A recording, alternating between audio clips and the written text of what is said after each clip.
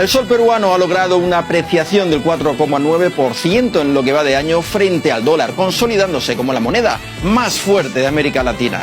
Y esto en un panorama de aranceles e incertidumbre que ha provocado la depreciación de otras monedas de la región.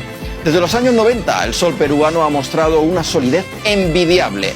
¿A qué o a quién se debe este logro? Pues la respuesta está en la figura más polémica de la historia reciente del país, Alberto Fujimori. Este presidente realizó el ajuste económico más duro jamás llevado a cabo en Perú y acercó su economía a una de libre comercio. Y lo más importante, blindó la independencia del Banco Central.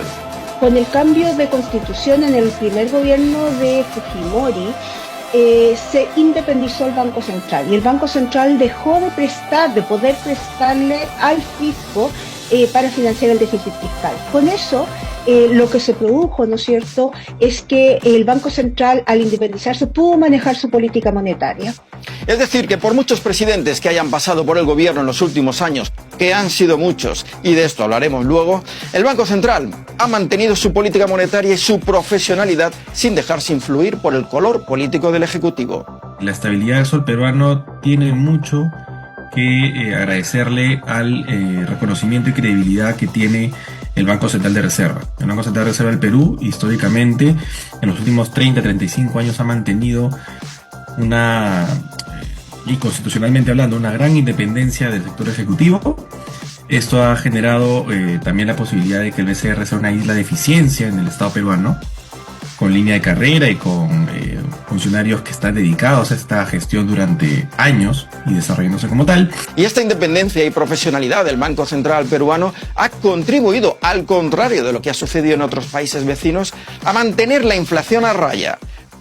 Perú es actualmente el país con menor inflación de toda América. En los primeros meses de este 2025, Venezuela continúa a la cabeza con una hiperinflación del 170%. Le sigue Argentina con casi un 50%. Ya muy por detrás siguen Cuba y Bolivia con un 18,5% y 15% respectivamente. Con cifras más aceptables se sitúan Colombia, Chile y México, entre el 3 y el 5%. Estados Unidos se encareció un 2,3% y cierra la lista Perú, con una subida de precios de tan solo el 1,65%. Una tasa de inflación mínima que ni tan siquiera consiguió dispararse durante los años posteriores a la pandemia o tras la guerra de Ucrania, como sí ocurrió en casi todos los países del resto del mundo. Gran parte del descontrol que se dio en Latinoamérica en términos de inflación tuvo que ver después, aquellos países que la tenían controlada antes, tuvo que ver con la pandemia y las ayudas fiscales que se hicieron en pandemia. Dado el programa que tiene o esta regla de estabilidad fiscal que tiene Perú, no pudo realizar las ayudas y inyectar liquidez al mercado como lo hicieron otros países de Latinoamérica, y por lo tanto el desajuste de inflación no fue tan alto. Por otro lado, en la medida que no tuvieron esos desajustes en el gasto público, tampoco tuvieron presiones sobre el tipo de cambio y por lo tanto en ese sentido lograron sortear mucho más fácil el tema de la inflación que el resto de los países de Latinoamérica.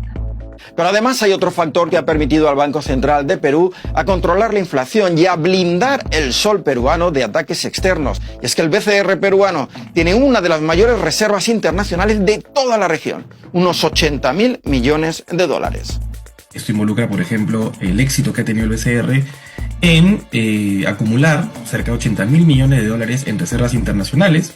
Estamos hablando de un 25% del PIB peruano. Pongamos en contexto, Colombia, México y Chile tienen aproximadamente un 11 o 12% de su PIB en reservas internacionales. Y eso permite al BCR, por supuesto, tener discrecionalidad y una capacidad de intervenir cuando corresponda en el mercado libre cambiario para reducir la volatilidad del sol y darle esa estabilidad que todos reconocemos al día de hoy.